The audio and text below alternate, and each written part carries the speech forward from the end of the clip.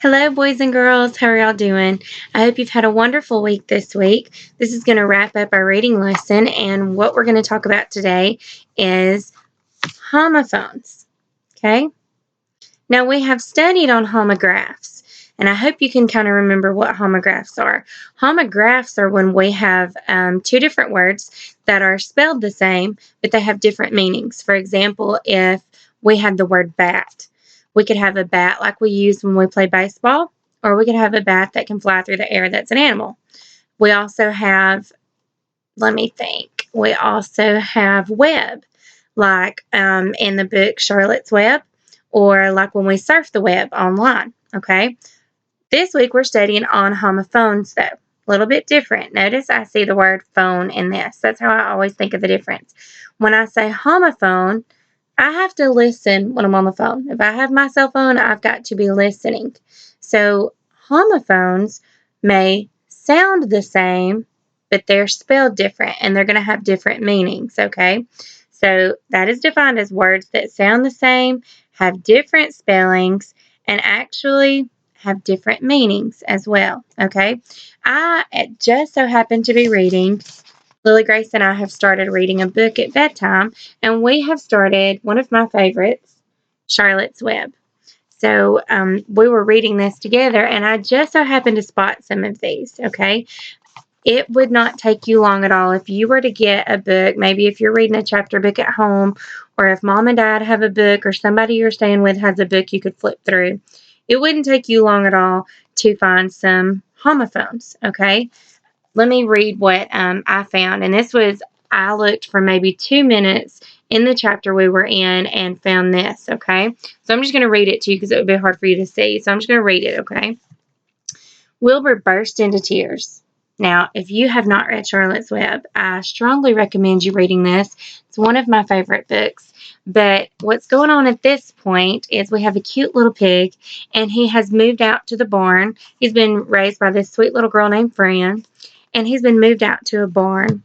And when he gets moved out to the barn, he starts to put on some weight. The farmer keeps bringing him all this food and scraps to eat, and he's putting on some weight. And one of the sheep has come to him and said, "You're kind of putting on some weight." And he says, "Well, I'm supposed to at my age. That's what good pigs do." And she says, "Well, do you know why the farmer wants you to put on weight?" And of course, he doesn't know. And she says, "It's probably to slaughter you. So they're just going to eat you one day." And so Wilbur has just discovered this. Okay. And he's also just made friends with Charlotte, who's a very kind spider that takes time to talk to him and make him feel better. So that's where we are in the story. So you're not confused. Okay.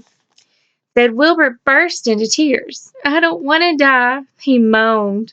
"I want to stay alive right here in my comfortable hay pile with all of my friends. I want to breathe this beautiful air and lie in the beautiful sun." "You're certainly making a beautiful noise," snapped the old sheep. "But I don't want to die," screamed Wilbur, throwing himself onto the ground. "You shall not die," said Charlotte briskly. "What? Really?" cried Wilbur. "Who's going to save me?" "I am," said Charlotte. "How?" asked Wilbur. "That remains to be seen. But I am going to save you. And I want you to quiet down immediately. You're carrying on in a childish way. Stop your crying. I can't stand hysterics." Okay, and that's all I'm going to read of this, okay? But I found a couple of our homophones that we were talking about. The first one I noticed was seen, okay? The sentence says, "That remains to be seen." Okay, she responds to him saying this. Now, if I was to have you write this down and you didn't know which scene it was, the best way to know is to know the definition of both and use your context clues or look in your story to find out which form of the word that you need to write down. Okay, so which one do you think it is? I've written down both words. I've got seen, and then I have seen. Now, this type of scene means like if you were in a play or something like that, this would be like scene 1 or scene 2. This is like an area of performance or where something is taking place. Now, this scene means to see something with your eyes. something that that has been looked at, okay? So do you know which form this used? Used this one, remains to be seen. In other words, it remains, she didn't know for sure how she was going to do it. It hadn't been seen yet with her eyes, but she was working on it. And she puts a plan together to save his life. Okay, and another one I found was hay. It said, I want to stay alive right here in my hay pile with my friends. Okay, now that one, we have two forms of hay. I have H-A-Y and then I have H-E-Y. Do you know the difference between these two homophones? Okay, well, this one is a type of straw or grass that's dried out that animals can lay in or eat. And then we have this hay. And this is like, hey, how are you doing? Okay, so that's the difference in these two homophones. Okay, so he is talking about H-A-Y, hay, laying in the hay. Okay. Now, I also have found a couple other homophones that I wanted to go over with you that I'm sure you've already thought of, but another set that I thought of is die. I saw this one in the book as well. It keeps saying, I don't want to die, I want to live. So he is saying, I don't want to die. Now, he also sounds the same, but which one would I use? This one would be like last weekend, if you happen to have dyed Easter eggs, you used dye to color your eggs, and that is D-Y-E, okay? So that is that form of the word, okay? Now, D-I-E would be like to pass away. So this is the form that he was using when he was saying he wants to live, okay? Got another set of homophones. This one, nose or nose. Which one of those is like the nose on my face?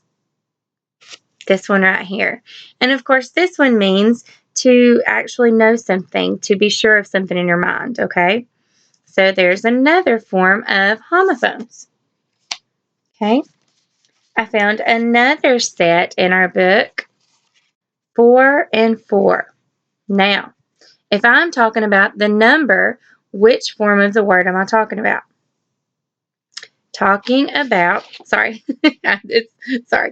it's this one, F-O-U-R. This is the number 4, and this is how we spell it. This one would be like you got something for your mom for Mother's Day, okay? So there's another set of homophones. And then I also saw this one. It says Wilbur ate from a trough, A-T-E, or E-I-G-H-T. Another number homophone, okay? So which one of those is a number would be this one. And then this one means to actually eat something, okay?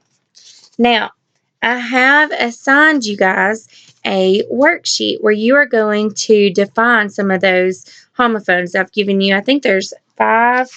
Yes, there are 5 sentences. You're going to read those sentences and you're going to look at the underlined word. That underlined word is a homophone, which means it has more than one meaning, okay, and more than one spelling too. And you're going to tell me what that word means based on the sentence, okay, and which one they're talking about.